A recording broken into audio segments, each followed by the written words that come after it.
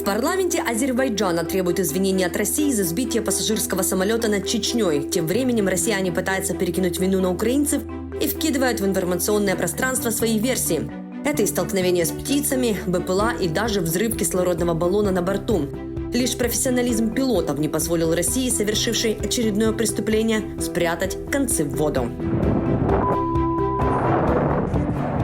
То, что пассажирский самолет сбило российское ПВО, стали писать сразу после того, как появились эти кадры с отверстиями в фюзеляже. Позже версию подтвердили многочисленные видео из салона. Осколки попали в ногу одной из пассажирок. Российский паблик ВЧК ОГПУ, близкий к силовикам, заявил, что на кадрах поражение от взрыва после работы панциря. Журналисты установили точное место происшествия – воздушное пространство над Наурским районом Чечни, где расположены военные базы. Там как раз ПВО отрабатывало по 3 неизвестным беспилотникам. После произошедшего, сообщает ВЧК ОГПУ, россияне моментально попытались откреститься. Как следует из расшифровки переговоров экипажа самолета и диспетчера, столкновение с птицами произошло в 8 часов 16 минут. Как удалось выяснить ВЧК ОГПУ, план-ковер, согласно которому все гражданские воздушные суда должны были покинуть опасную зону, был введен на минуту позже ЧП. 8 часов 17 минут, судя по всему, сразу после успешного использования РЭП и ПВО. При этом самолет не получил никаких предупреждений. Согласно регламенту по гражданской частоте, о ковре экипажу борта должен сообщить диспетчер, но, как следует из расшифровки переговоров, никаких предупреждений не было. Как выяснил ВЧК ОГПУ, руководитель полетов, который был ответственным в роковой день, утверждает, что о введенном плане ковер он узнал от военных только в 8 часов 21 минуту. К тому моменту экипаж самолета, выполнявшего рейс Баку-Грозный, уже сообщил о неполадках после столкновения с птицами диспетчеру и запросил данные о запасном аэродроме. Более того, экипажу не разрешили совершить аварийную посадку ни в одном аэропорту России. Пилоты получили распоряжение лететь через Каспий в Актау. В его районе и произошла авиакатастрофа. 38 человек погибли на месте, 29 ранено. В этот раз у нас есть шанс узнать реальные обстоятельства случившегося и получить компетентное независимое расследование. Ведь самолет рухнул на территории Казахстана, произведен бразильской компанией и эксплуатировался азербайджанской. Это не тот случай, когда можно просто все засекретить, никого не пустить и рассказывать потом всем, что Пригожин с Уткиным друг в друга просто гранатами в полете швырялись. Если окажется, что самолет стал жертвой ПВО, то мы, в общем-то, подходим к ситуации максимально далекой от форс-мажора. К ситуации скорее неизбежной, чем случайной. Официально расследованием занимается Казахстан. В этой катастрофе среди погибших немало и его граждан. На брифинге первые лица государства сообщают о состоянии 6 травмированных, которые остаются в больнице страны, о том, что Азербайджан и Россия вывезли большинство своих граждан, которые были на борту, а также тела погибших. Чиновники предпочитают говорить о материальной помощи, но теплой ванны для них не получается. Журналистов интересуют версии, что заметно нервирует спикеров. Мы сегодня никаких версий не выдвигаем. По результатам вот этих всех экспертных исследований, экспертиз, проведенных следственных действий, мы уже сделаем определенные выводы. Но на данный момент следствие такие выводы не делает. Ну, знаете, вот те же самые взрывы, да, например, это то, что мы видим. А в данном случае воздушное судно зашло на территорию Казахстана и здесь потерпело крушение. Сейчас что-либо сказать, кроме того, что оно действительно потерпело здесь крушение, мы не можем. Понимаете?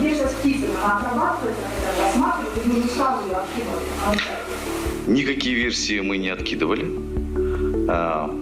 По результатам проведенных конкретно уже определенных следственных действий, я думаю, мы еще раз встретимся. У вас прям бенефит сейчас. Я просто вам давайте объясню еще раз. Коллега же пытается вам объяснить, вы его пытаетесь вывести на какую-то версию. Я вам объясню. Любое уголовное расследование основывается на ряде экспертиз. В том числе будет опираться на заключение нашего УРАПИ, Управления по расследованию авиапроисшествий, который будет привлекать, как мы уже сказали, международных экспертов. Вот когда они сделают заключение, что самолет там столкнулся с птицей, либо был сбит, либо произошел внутри взрыв и так далее, когда они сделают однозначный вывод, следствие может путем еще продолжая криминалистические экспертизы, баллистика и прочие дела, тогда только может выйти на какую-то версию. А ваши журналистские догадки или расследования, они основаны на каких-то источниках, близких к какому-то правительству. Мы находимся в контакте постоянном, я каждые 2 часа с азербайджанскими коллегами общаюсь. Никто никаких версий мне еще не сказал, чтобы понятно было. Официально мы никакой версии ни от какой страны не получали. Ни от России, ни от Азербайджана. Сегодня поэтому опровергнуть какую-то версию или склониться к какой-то версии невозможно и было бы безответственно. Несмотря на то, что в публичном пространстве Азербайджана уже звучат определенные заявления, их политологи называют, скорее всего, политическими. Страну со страной-агрессором связывают очень тесные отношения. 10 лет тому российское орудие «Бук» уже сбивало пассажирский самолет, речь о MH17. Несмотря на официальные выводы и решения в Гааге, виновные о речи об исполнителях не понесли наказания. Игорь Стрелков-Гиркин находится в СИЗО, но в России и всего лишь за то, что громко жаловался на мягкость диктатора. То, что и в этот раз Россия понесет наказание, учитывая к тому же довольно теплые отношения между странами, у юристов огромные сомнения. Государство, естественно, может требовать ответственности, в частности, Азербайджан. Но другое дело, что в практике такие инциденты довольно часто завершаются, скажем так, компенсациями без, что называется, признания вины. Да, это так называемая эксграция ситуации. И вот здесь есть такая вероятность, что это будет урегулировано, скажем так, относительно непублично, без признания ответственности. То есть, грубо говоря, если Владимир Путин сейчас выйдет и скажет: Азербайджан, Казахстан, мы перед вами извиняемся, вот компенсации семьям погибших, на этом все может закончиться. Это может произойти без какого-то официального публичного суда. Да. Это, к сожалению, может, с большой вероятностью это может случиться. И здесь может самое неприятное, что может случиться, это то, что это произойдет без всяких извинений. То есть просто будет, условно говоря, внесудебное такое регулирование. И, собственно говоря, вот родственники погибших, потерпевшие, выжившие, они останутся, что называется, без какого-то вот такого рода удовлетворения. Они, возможно, они получат, естественно, компенсацию, но кто как это сделал, может остаться, к огромному сожалению, без достаточного внимания. По неофициальной информации, командование 4-й армии Южного военного округа проводит расследование факта сбития, однако данных возбуждения уголовного дела нет. Единственный, кто выразил соболезнования от российской стороны, это Рамзан Кадыров. Но в скромной публикации он предпочел не называть количество погибших, а сконцентрировался на числе выживших. Следом за этим Кадыров разместил видео с итогами года и долгим награждением за заслуги. Свою медаль получил и племянник Хамзат. Именно он сообщил об уничтожении всех целей над Чечней в день падения самолета из Баку. Тем временем в России активно распространяется видео поздравления с Новым годом. В нем российское ПВО сбивает Санта-Клауса. Анатолий Храпчинский присоединяется к нашему эфиру, заместитель директора компании по производству средств радиоэлектронной борьбы, бывший офицер воздушных сил. Анатолий, здравствуйте. Добрый вечер. Смотрите, версий каждый день на гора выдается очень много, да, что стало причиной вот этой вот катастрофы. Уверен я, что этот ребус разгадывали и вы. Сделали ли вы какую-то для себя реконструкцию событий? Давайте начнем с того, что на самом деле, если мы говорим про случаи с такими трагическими ситуациями, то, безусловно, нужно разбирать все возможные сценарии, что могло произойти. Конечно же, то есть стечение обстоятельств, это работа, грубо говоря, средств противовоздушной обороны российской, то есть нахождение самолета в этом пространстве, то есть оно под собой подразумевает, что гарантированно средства противовоздушной обороны отработали по этому самолету. Давайте вспомним, что в принципе, если мы говорим о средствах таких как «Панцирь», который использовала Российская Федерация, то они работают в автоматическом режиме, и это ракета, которая летит в самолет, это не ракета с радиолокационным наведением, как в случае с MH17, потому что в случае с MH17 ракета с радиолокационным наведением шла четко в кабину после подрыва, который произошло, уничтожение и экипажа, и часть самолета, что привело к последствию падения самолета. В данном случае здесь радиокомандное наведение, то есть это говорит о том, что в принципе средство ПВО за счет своих радиолокационных средств ведет непосредственно и борт, и непосредственно ракету, которая доводит до конца до цели. И плюс Россия очень сильно хвалится своим искусственным интеллектом, который она имплементировала на «Панцирь», который она имплементировала на «Тор», который, кстати, в свое время сбил украинский «Боинг» в Тегеране. То есть мы говорим о том, что, в принципе, тут есть большая причина – это работа автоматических средств противовоздушной обороны. Далее, нужно сказать, что на самом деле проблема намного глубже, и сбитие непосредственного самолета, возможное сбитие самолета средствами ПВО было как следствие грубейших ошибок непосредственно в управлении воздушным движением со стороны Российской Федерации. Давайте начнем с того, что сейчас практически все приграничные зоны Российской Федерации, которые граничат либо с Евросоюзом, либо с Украиной. В данном случае, если мы говорим о Чечне, то там тоже активно используются средства радиоэлектронной борьбы, которые активно влияют на возможности навигации гражданских суден. Мы видим даже по программе Flight Radar 24, как эти судна, то есть находятся за секунды, перемещаются на сотни километров. Это показывает о том, что активно работают средства радиоэлектронной борьбы и так называемые трансмондеры, которые получают данные с GPS, не могут работать четко, отрабатывать свои функции. То есть это, в принципе, может привести даже к столкновению суден в воздушном пространстве. Поэтому тут нужно разобраться, более подробно описать весь ход событий для того, чтобы в дальнейшем, скажем так, привлечь Россию к большей ответственности, чем просто сбитие одного самолета. Потому что на самом деле сейчас Россия грозит большое количество авиакомпаний, которые используют воздушное пространство Российской Федерации, и далее создавать такие проблематики, которые могут приводить к авиационным катастрофам. Мы видим, что часть компаний европейских, часть компаний международных ушли с рынка и не используют воздушное пространство Российской Федерации. Но, тем не менее, большое количество самолетов тех же арабских компаний, тех же китайских компаний активно пользуются воздушным пространством Российской Федерации. И про это нужно говорить, потому что, как следствие, то есть мы понимаем, что в дальнейшем могут участиться такие случаи. Ну, политический, конечно, вопрос задам, но раз уж вы вспомнили об ответственности, да, вот это извинение Путина перед Алиевым за трагический инцидент, как он его называет, но при этом он не признает вину. Насколько вот такие вот увиливания, как вы считаете, приблизят эту ответственность политическую? Тесная связь Российской Федерации с Азербайджаном, более того, тесная связь с Казахстаном. Будем говорить откровенно.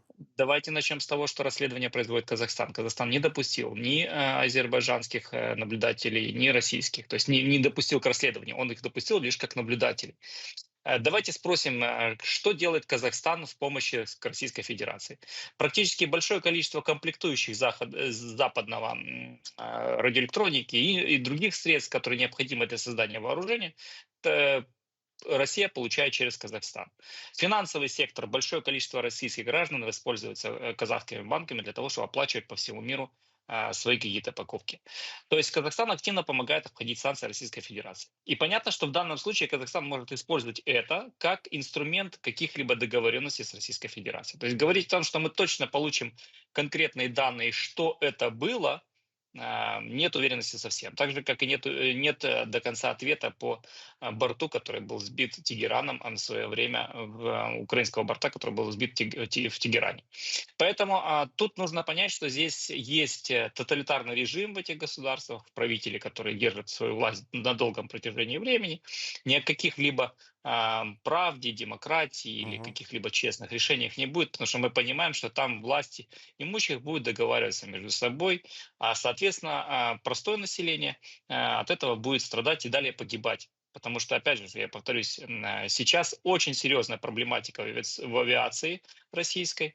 Это уже третий год самолеты работают без какого-либо лицензионного соглашения со стороны производителей. Если мы говорим о таких компаниях, как Boeing, Airbus, тот же самый Embraer. Плюс дополнительно, то есть они не обслуживаются, не получают необходимые детали. Дополнительно нужно сказать, что сейчас в России подписывается закон, который позволит завозить, скажем так, украденные детали за границей для того, чтобы ставить их на свои самолеты, ремонтировать их. И мы понимаем, насколько безопасность сильно теряется в воздушном пространстве.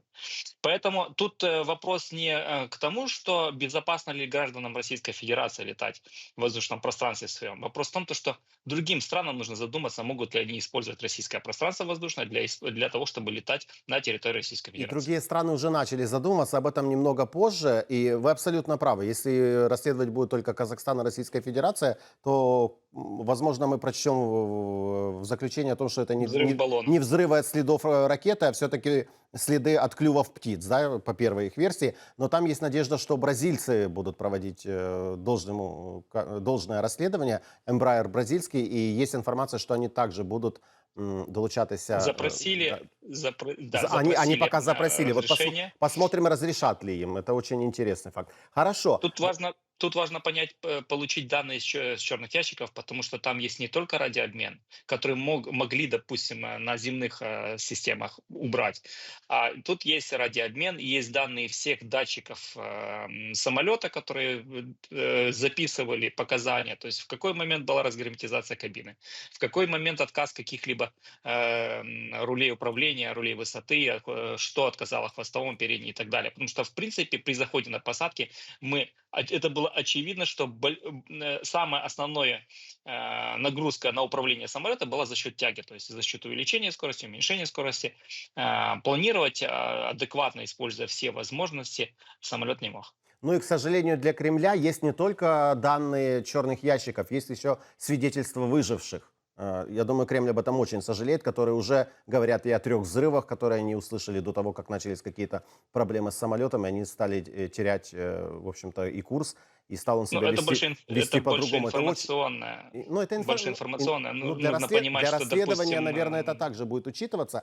Хорошо, я к чему веду? Вот эта версия о том, что в первые минуты после катастрофы было принято решение концы в воду спрятать, да? Почему не давали все-таки приземлиться в близлежащих аэропортах? Почему пустили долгим путем через Каспий? Почему не сработал этот план «Ковер», который, если я правильно понимаю, действует только на запрет взлетов с аэродромов, но все недалеко находящиеся должны приземлиться? На посадку он тоже действует, да?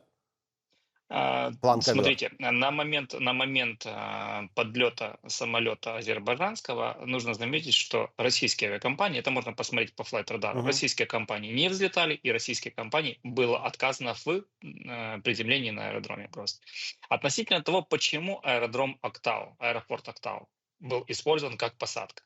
Тут нужно понимать, что в принципе, тут опять же по радиообмену можно будет понять, запрашивал ли экипаж возвращение, посадку в Махачкале, либо возвращение в Баку, либо же было предложение идти в Актау, потому что экипаж мог предполагать, что они с курса, прямо вот как вот они шли, грубо говоря, в направлении прямо, могли зайти на взлетно-посадочную полосу и попытаться спланировать на нее и приземлиться на нее. Мы, в принципе, видели, что самолет вышел практически на взлетно-посадочную полосу, с курса должен был спуститься просто и приземлиться на полосу.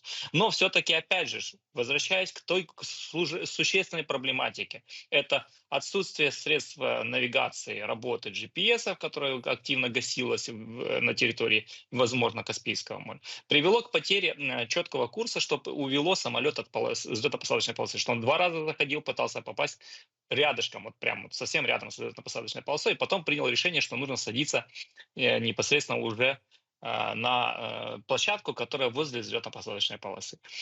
Потеря управления.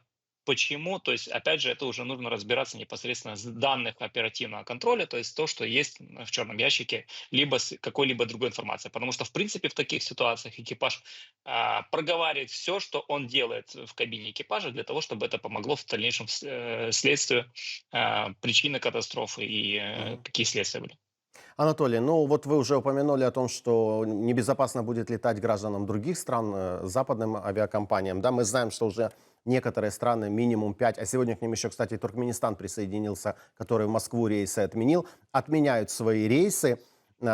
Журналисты «Новой Европы», издания «Новой газеты Европа» подсчитали, что на сегодняшний день минимум в 18 регионах с работающими международными аэропортами есть риск крупной атаки дронов.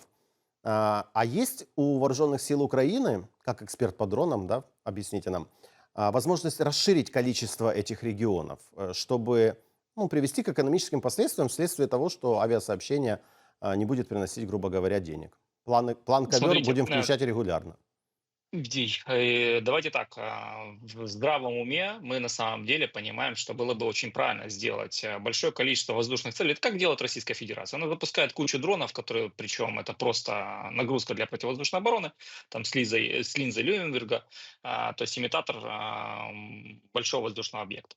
То есть, в принципе, на самом деле можно было бы использовать данный инструмент в качестве противодействия, нагружая средства противовоздушной обороны Российской Федерации, создавая план ковер по всем аэродромам. Я бы сказал, что в принципе зона в 1000 километров от границ Украины есть небезопасна для россиян, потому что это зона, которая может простреливаться за счет украинских дронов. Давайте начнем с того, что в этом году по территории Российской Федерации Украина нанесла 7000 ударов. Большая часть этих ударов была произведена за счет украинского вооружения, которое разработано украинскими компаниями. Поэтому, безусловно, такое возможно. Вопрос в том, что Украина не воюет как террористическое государство Российская Федерация. Мы не воюем с гражданским населением. И в случае с Казанью, когда дроны влетали в здания, то есть это благодаря тому, что Российская Федерация активно глушила их средствами радиоэлектронной борьбы, и они могли закончить свои поставленные задачи и попасть в военный объект. То есть мы говорим о том, что в принципе это возможно, но опять же Украина не воюет как террорист Российской Федерации. Мы уничтожаем четко военные объекты на территории Российской Федерации, которые являются важными для ведения боевых действий со стороны Российской Федерации. Недавно были уничтожены склады с шахедами, недавно были уничтожены склады там, с другим вооружением. В данном случае, если будет факты подтверждения того, что в принципе Россия и делает, что собирает дроны непосредственно в аэропортах, потому что, опять же, нагрузка авиационная существенно снизилась с началом боевых действий, количество рейсов уменьшилось, и некоторые аэропорты Россия использует как заводы для собирания тех же самых беспилотников. Когда это будет найдено это подтверждение, когда будет предоставлено эти подтверждения, тогда я думаю, что в принципе можно говорить о том, что определенные терминалы международных аэропортов российских могут быть по которым может быть будут нанесены удары. Я думаю, такая информация не является секретом ни для украинской разведки, ни тем более для разведок наших западных партнеров. Посмотрим. Хорошо. Кстати, о разведке. Тут у нас представитель ГУРу на днях вчера буквально заявил о том, что вы говорите, 1000 километров мы можем расширить. Господин Усов говорит о том, что уже 2000, да? Я говорил 2. Я говорю прошу. 2. Я говорю вообще... Массовое производство дронов на 2000 километров, оно возможно в какой перспективе? Вот что хотелось бы узнать. Мы уже их производим Массово? активно и массово. Я сказал бы, что в принципе мы можем производить и те дроны, которые могут лететь на 3000 километров. Ого. Опять же, вопрос в том, что есть необходимость обхода противовоздушной обороны, обхода средств радиоэлектронной борьбы, поэтому когда дрон летит даже на 2000 километров, он преодолевает намного больше расстояния. Если мы говорим просто о тактической глубине, что мы можем поражать. Спасибо вам огромное за этот интересный разговор. Анатолий Храпчинский, заместитель директора компании по производству средств радиоэлектронной борьбы, бывший офицер воздушных сил, присоединялся к нашему эфиру. До новых встреч. До новых встреч.